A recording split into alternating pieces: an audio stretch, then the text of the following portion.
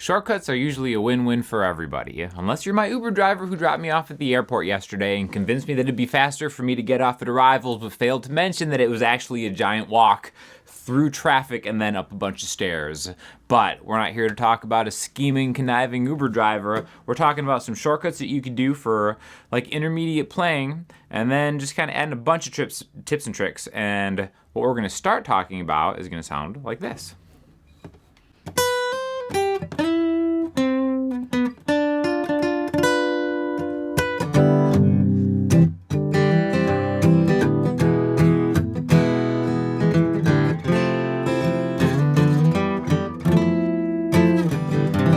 So what we're gonna do here is we're gonna take a couple shapes down the neck, which maybe you've actually seen before, and then work them into a chord progression in the key of C. Okay, so you can kind of see this as maybe doing little licks and solos and stuff and using chord voicings and making shortcuts to play, simple things and make them a little more interesting. But the first thing we're gonna do is gonna be built around the 7th fret on the guitar. Okay, so again, this is gonna be in the key of C. And all of this is gonna gravitate towards C, right? The 7th fret on the high E string is a B note, which is the 7th note in the key of C, C, D, E, F, G, A, B, right? So if we start here, that's one note before we resolve on C. Now, what I wanna talk about first is making this little lick. Okay, this is a really easy way to essentially play a C major 7 chord. Now, in my experience, this chord right here is the easiest way to conceptualize a major 7 chord, or just any 4-note chord that I've played, but one of the harder chords to jump into in the context and flow of maybe chord progressions, right? So if we look from the top down, it goes 7, 8, 9, 10. Okay, so actually like a really great way to just kind of see how a C major 7 chord is stacked, because we have a root note here with your pinky on the 10th fret of the D string. Your ring finger is taking a third away from that with the 9th fret on the G string, so C, E, and then your middle finger is a third away from that, C, E, G, and then your pointer finger is a third away from that, C, E, G, B, right? So, but jumping into that in context is kind of difficult. Like if we just do like C, A minor, F, G, C, we just C, A minor, F, G.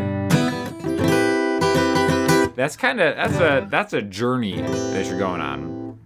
So what we're gonna do is we're gonna break this into a lick, and we're gonna do it only using 2 fingers, probably, what might be your strongest 2 fingers, your pointer finger and your middle finger. So we're gonna start on this B on the high E string, and then we're gonna get that hammer on, and then end up on the B string. So 7, 8, 7, all on the high E string, and then your middle finger swings to the B string.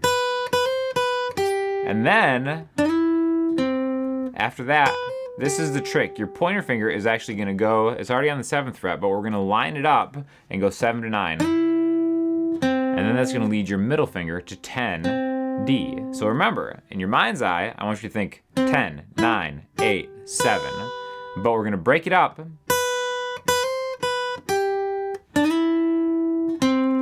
And right there, that's just kind of like a fun, jazzy way to essentially play a C major 7 chord. So you could think of this as like, oh, this is just an easy way to get into any kind of solo that I want to do, just to jump to that 7th fret. And then right there, it's like, all right, cool. That's the way to spell out that chord 1 note at a time. Maybe add some musicality, some flair to it.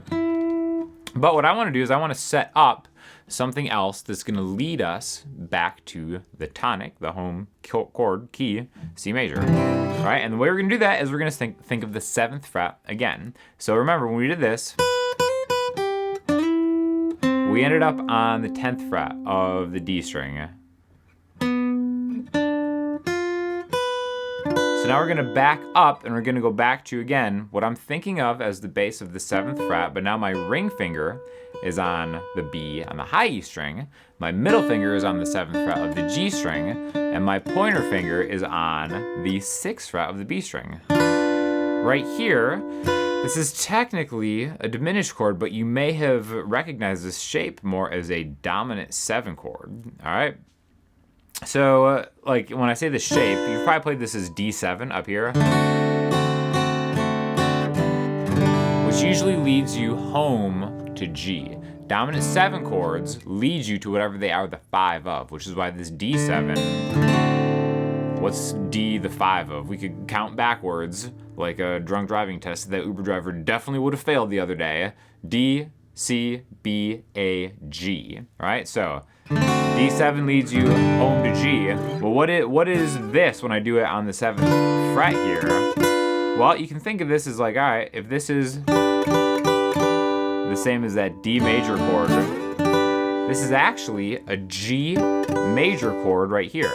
Again, because this is a B, like we said, there's a G, the 10th fret on the B string is a G, and then your pointer finger is on the 7th fret of the G string, and that's a D. So D, G, B makes a G major chord. So when we kind of flip this to 7, 6, 7, you would think that would be a G7 chord, but we don't have a G in here. So technically it's diminished, B diminished, but it has essentially the same role in getting us back to C. Hopefully that made sense, right? If it didn't make sense, what you have to do is you have to put some elixir strings on your guitar and your music theory will just automatically get better just by sheer osmosis. Elixir has sponsored this video because they are the greatest string company that has ever been made, known to mankind, above and beyond space, time, anything. Elixir strings are the best because they feel the best, they sound the best, and they last the longest.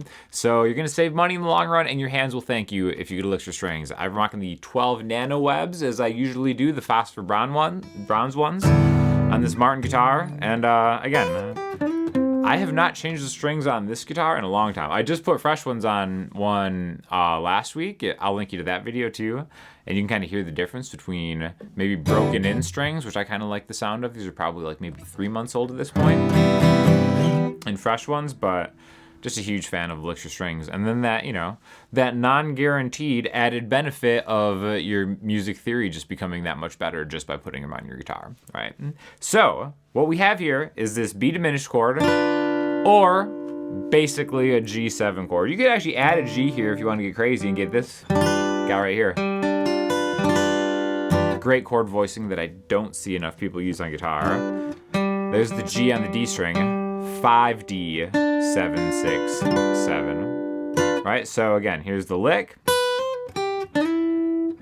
Maybe I'll back it up here.